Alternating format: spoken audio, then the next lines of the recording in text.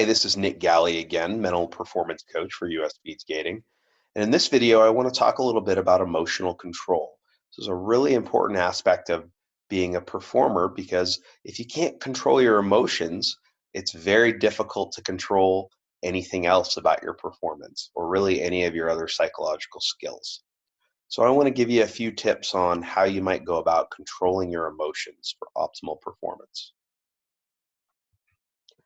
The first tip, and this may seem kind of funny, is really about awareness. So some psychologists introduce this as that we all have our own internal stoplight, right? So a lot of us drive a car, so we know when we see red, it means we need to stop and wait. When we see yellow, we need to prepare to potentially stop. And when we see green, that means we just go. And some psychologists believe that our emotions are the same way. And if we can learn how to pay attention to where our stoplight is, we might be able to um, put ourselves in a better position to feel the right emotions. So if you check in with yourself and you're a go, good, just keep doing what you're doing. If you check in with yourself and you feel like maybe you're starting to get a little bit distracted or lose control a little bit, that means you need to just be cautious and take a minute and take action to make sure that you get into the green versus the red.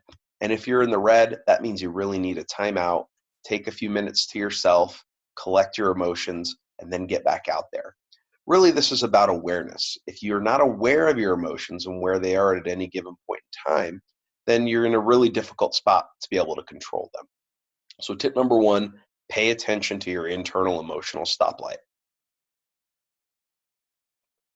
Tip number two, another one that may seem a bit like common sense, but a lot of us struggle with it, especially when we're stressed, is to do what we call belly breathing.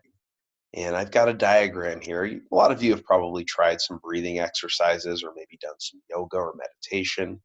Really, one of the best things you can do for yourself when you're starting to feel extra frustrated or anxious is to go to your breath. There's the physiological benefit of oxygenating your muscles and your brain. And then there's just the benefit of keeping you in the present moment and distracting you from your thoughts. So what I propose here in this diagram is that on the inhale for your belly breath, you focus on inhaling for a count of 6, holding for a count of 2, and exhaling nice and slowly for a count of 7. We want that exhale to be a little bit longer because the exhale is where we're really focused on getting rid of our negative thoughts and getting rid of our tension. So if we can practice doing this every day for a few minutes, it will become ingrained as our normal pattern of breathing when we start to feel stressed. And if you like, you can even try one now. I'll do the counting for you.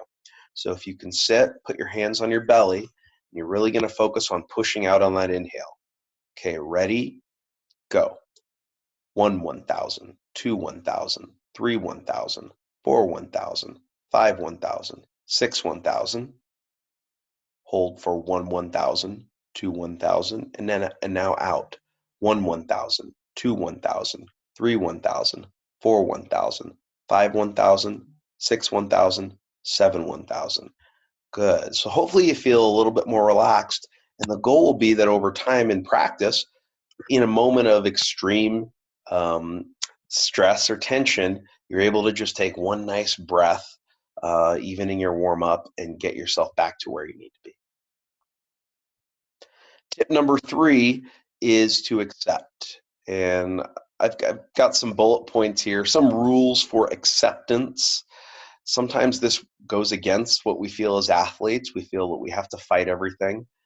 When in many cases, we're better off just accepting what it is and working with what we have. I especially like the third bullet. Pain creates suffering only when you refuse to accept the pain. And this goes for physical pain, which we feel in sport, and emotional pain. If we can learn how to just accept it, not necessarily like it, but just recognize that this is how we feel right now, we can perform anyways, we're going to be in a much better place to keep our emotions from spiraling out of control. So to maintain emotional control, make sure you're checking in with your stoplight and increasing that awareness of your emotions. Make sure you're breathing and getting positive energy in and negative tension out using that 6-2-7 method, and then be accepting of your uncomfortable emotions.